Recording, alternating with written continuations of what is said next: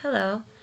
This is one of the software of choices that I felt I could not live without based off of the office space and the career that I would like to choose, which would be Dean of Students or Dean of Academics.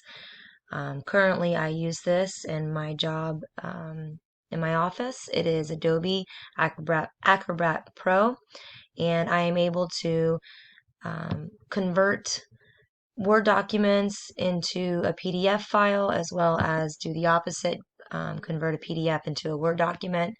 I can edit, I can add fillable forms, create fillable forms. To me, this is an extremely beneficial software to use. It is $14.99 a month, as you can see here.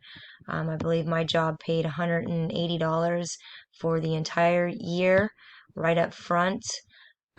This gets downloaded, as you see, onto your personal computer or your laptop, and it has many versions. You can even change the language that it's supported in.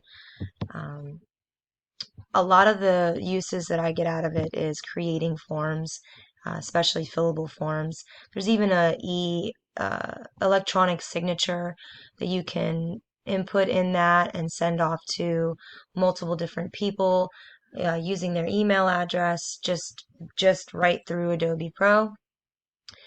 Um, Again, this is what I believe would be the top choice for me to use for software.